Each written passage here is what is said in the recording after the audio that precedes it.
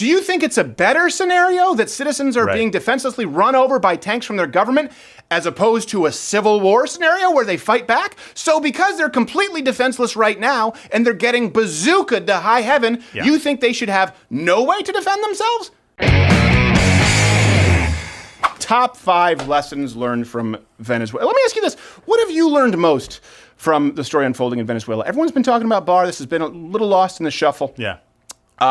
Nothing surprising. No, exactly. they've really taught us a lot. So obviously they've reached a boiling point, right? Yeah. The citizens have been staging massive demonstrations against the dictator Maduro. And by the way, how do you pronounce the name of the legitimate president? Oh gosh, I don't know. Well, I know. Is Trump. Is it? We'll just say Juan. His last name is very hard for me to pronounce properly. Juan. President Juan. Gaudo? Gotta get down. I don't know. Not gonna work here. But anyway, there have been demonstrations going on, obviously against dictator Maduro, who is not recognized. So Juan, the other guy, recognized as the interim president by both the United States. This is important to note, and other nations. Actually, I think do we have a clip and a freeze here to show you what's going on? We just froze. We can't show it because they've been running over dissidents with tanks. And Maduro is, for people who haven't been following, let me give you a brief kind of history lesson. He's a socialist turned dictator, but I repeat myself. Is that better? Slaughtering civilians. And this is what's so important. People say, well, no, this is an example of pure socialism, okay? Yeah. The most tragic thing here is that it is entirely predictable. This isn't the first time this kind of a government has run people over with tanks. No. And before you say that it's not true socialism, let me walk you through the top lessons we've learned as to why it is. Lesson number 5, by the way, is that democratic socialists are going to hate lessons 4 through 1. Hit the notification bell, and the bookmark the page, join up at Mug Club, by the way, because we're hitting everything's demonetized now. Of course, subscribe on iTunes. So the 4th lesson that I think is most important here is that socialism doesn't work. And I know this is a lot of people say, well, this isn't. No, hold on a second. We're not talking about places like Venezuela. Actually, do you know how I know you? Bernie Sanders and celebrities have long praised Venezuela and other South American socialist countries. What they did it when their economies seemed to work. Way back in, 1961, they invaded Cuba. And everybody was totally convinced that Castro was the worst guy in the world, that all the Cuban people were going to rise up in rebellion against Fidel Castro. Right. They had forgotten that he educated their kids, gave them health care, totally transformed the society. Ah. You know, it's funny, sometimes American journalists talk about how bad a country is because people are lining up for food. That's a good thing. In other countries, people don't line up for food. But the rich get the food difference. and the poor starve to death. He doesn't his view is skewed because there's no lineup in the prune juice aisle. By the way, when people argue that it's not real, do you know how I know that it's not true? Still today, okay? Bernie still has an article on his website today, right now, that claims Venezuelans are living the American dream better than those in the United States. Today, right now. And I guarantee you, after this show, they'll probably wait 2 weeks until this blows over and then remove it. And then you can time machine go back to today, right now, this Thursday. What's the date? May 2nd. Thursday, May 2nd. Still says on Bernie Sanders' website, official website, that Venezuelans are living the American dream. Is that lining up for toilet paper and having to eat dogs because you're starving to death? I don't remember that being the American dream. The idea, you cannot simply say it's not real socialism because it doesn't work now. You praised it. Bernie still praises it. This is what you wanted. It's what you got. It's over. You're done. Screw your attempted pivot to Denmark. They don't want you. By the way, Maduro was elected. Yeah. If you say it was a special election because Chavez died, fine. So did Chavez was elected. You asked for the scales were tipped a little bit by endorsements from one Jeff Spicoli and Bernie Sanders. Still pretty fair and free. Sorry, leftists, you can't blame this on corrupt leaders. No. When your system, this is what the system of socialism is what grants them unbridled power in the first place. Exactly. The fact that a socialist turns into a dictator because you created the sole environment where he can become an all-powerful dictator is your fault. Yes. And we already did a video debunking John Oliver's lies, specifically on Venezuela, why it failed. You can watch it on the channel.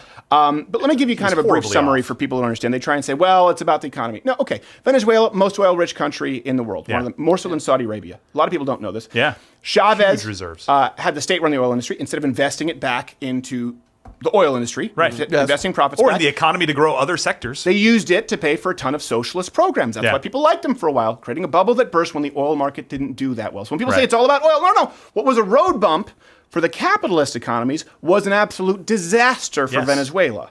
And so before these protests, this is what's important to note. Right now, you see them being run over with tanks and shot by their government. It seems severe. But before this, they were starving. They were digging through trash for food. Yeah. Freddy Mata says it is the only way he can eat.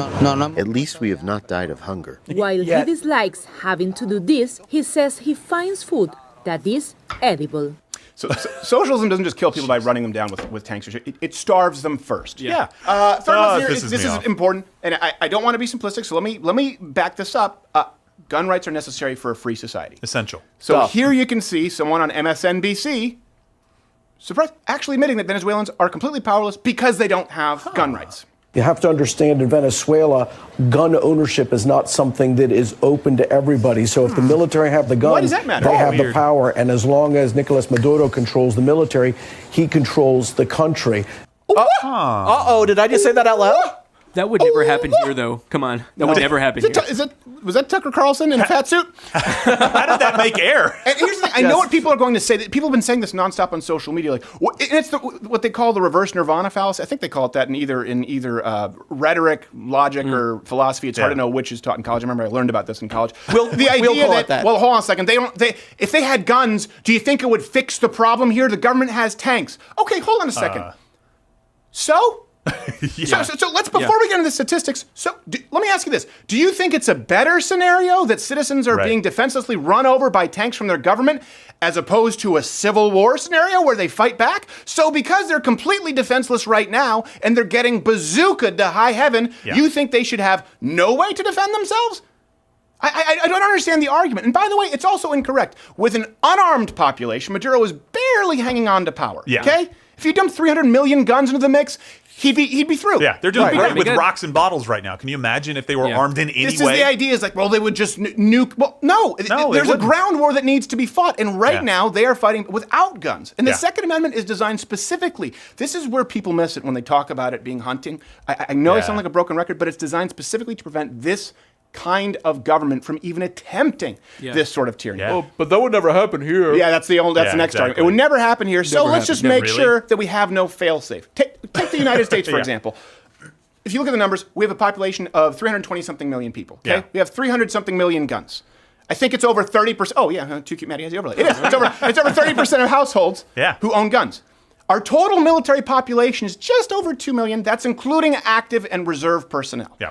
There's no chance of the United States gunning down its people because they know the citizenry is so armed. It cannot happen. And if you think, you think that genocide is better in Venezuela than a civil war, I need to hear your argument when you say that guns in the hands of civilians wouldn't help. I just don't agree. Just like we have a historical precedent for all socialist, Marxist, communist governments doing this, do we have any kind of a precedent for armed populations fighting people? Well, Switzerland weren't invaded during World War II, and I know some of you will say, well, they had a geographical advantage because of the mountainous regions. Okay, but you know what? Let's use another example. Direct quote from Japanese military. When they were asked why they didn't invade the United States after Pearl Harbor, said, there would have been a gun behind every blade of grass. By the way, Japanese, very flowery. What's your excuse, Hirono? Don't you think I know how to do poetry? Give me credit. I give you no credit. None whatsoever. This is what's so important. It's so predictable. There's nothing unique about Venezuela. It would be, if you could find an exception, all big government and socialist leaders disarm their citizens. Yes.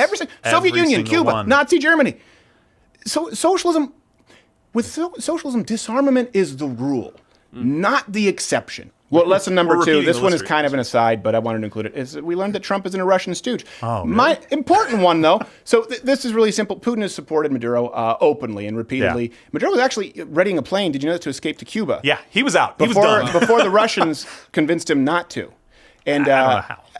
Back in January, Trump issued a statement officially recognizing one other guy, however you pronounce it, one other guy, one last name, as the interim president of Venezuela. Guaido. And by the way, it's also important to note that Russia's had cozy relations with Cuba, and if you look at Donald Trump and Bolton and their not only their sanctions but their rhetoric on Cuba, again, this just backs it up. But if you don't believe me, and I don't think you should believe me.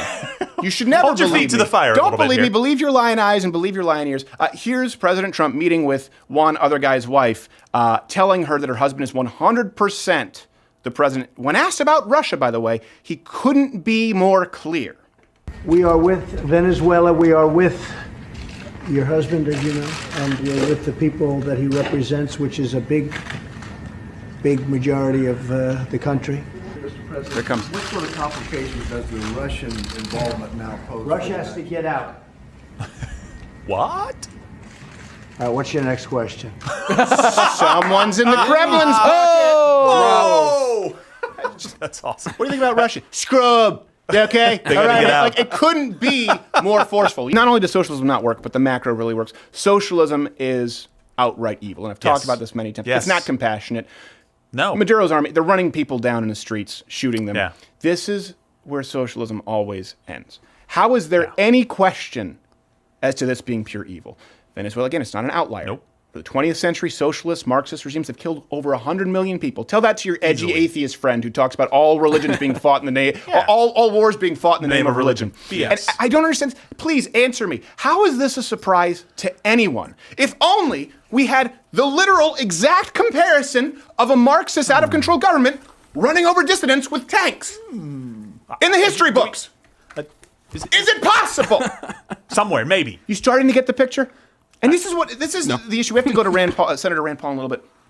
Socialism, it can only function with an entirely powerless and entirely defenseless society. The two are different things. When I say powerless, I mean people who are reliant on the government for their health care, reliant on the government for their education, reliant on the government for their welfare, for their ability to live. You suck the soul straight from somebody's body. And when I talk about defenseless, I'm talking about systematic disarmament. And one, of course, precedes the other. This is one thing, too, that you can't, I think Thomas Sowell talked about this. You can't blame the leaders who seize control that you've willingly given to them. At some point, maybe it was democratic, but guess what? At some point, it's not going to be. Let's not say Bernie Sanders is a Maduro. I don't think he would be. Maybe not the next guy, but it could be the next guy and the next guy and the next guy, and you're too far in because you're dependent on the government based on these policies because you thought you were getting a gimme. And let me something else here that I think is important to note. Capitalism is not flawless. No one here is arguing that. Free enterprise, of course, has its problems. But if I'm wrong, and this is the issue, the idea of dispersing power, of it not being centralized. If I'm wrong and Bill Gates and Jeff Bezos are corrupt and they become like Maduro's, you know what? Thousands of people lose their jobs. The economy is going to do pretty poorly. Yeah, it'll be catastrophic economically for a lot of people. If you're wrong, people get starved and run over with tanks. So if you're going to take the lesser of two evils, let me know what you pick. Hey there, if you like this video, subscribe or click one of these videos playing in a box. You know what?